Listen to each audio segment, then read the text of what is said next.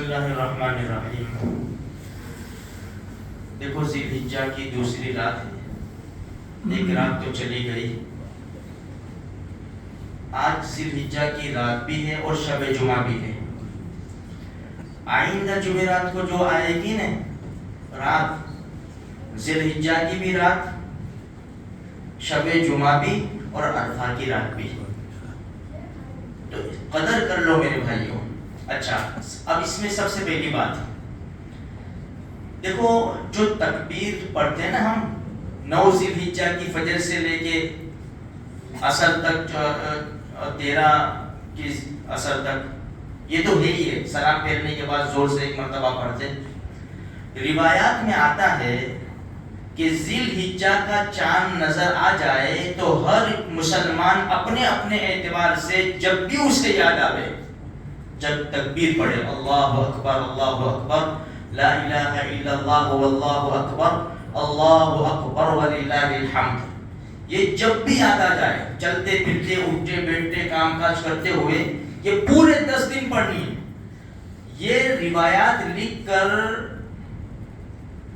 ایسا لکھا ہے کتابوں میں، ہمارے زمانے کے لوگ اس سے غافل ہیں، بس وہ 9 ذی الحجہ کی تکبیر یاد رکھتے ہم لوگ۔ اچھا، پھر ایک دلیل دی ہے کہ حضرت ابو ہریرہ رضی اللہ تعالیٰ عنہ اور ابن عمر رضی اللہ تعالیٰ عنہ، یہ دونوں حضرات بازار میں جاتے تھے اسپیشل تکبیر پڑھنے کے لیے، جہاں لوگ کھڑے ہو وہاں تکبیر پڑھتے ہوئے ان کی تکبیر سن کر لوگ تکبیر پڑھتے تھے۔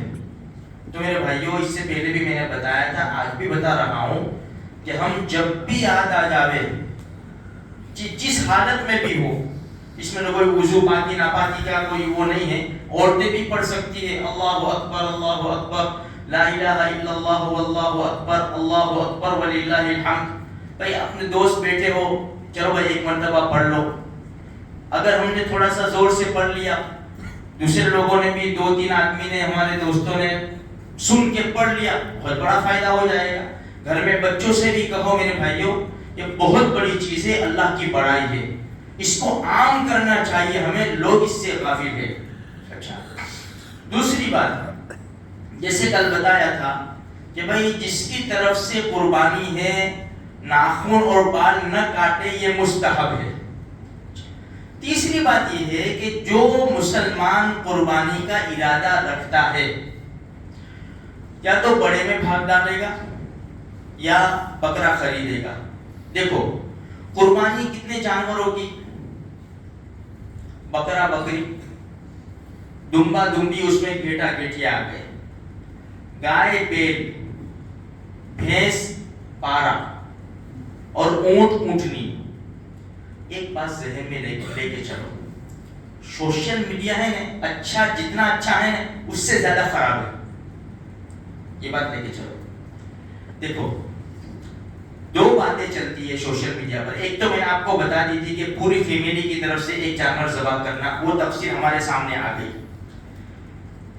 دوسری بات یہ ہے کہ بھائی بھینس کی قربانی جائز نہیں ہے، یہ سوشل میڈیا پہ بڑے زور و شور سے چلتا ہے۔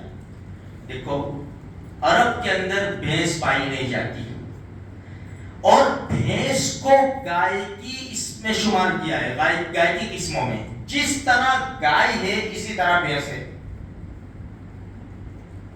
آپ سمجھے بھائی، ہم جیسے کہ جہاں لوگ گائے کٹتی ہے وہاں گائے کا گوشت کھاتے ہیں، ہمارے یہاں بھینس کٹتی ہے، پارا کٹتا ہے، ہم اس کا گوشت کھاتے ہیں۔ تو روایات سے ثابت ہے اور اس کو دلائل سے ثابت کیا ہے کہ لوگوں کے بہکاؤ میں مت آؤ۔ اچھا، ہمارے وہاں کیا کریں گے، چلو بتاؤ، ہم گائے کاٹیں گے اور جیل میں جائیں گے 20 آدمی، آپشن ہے۔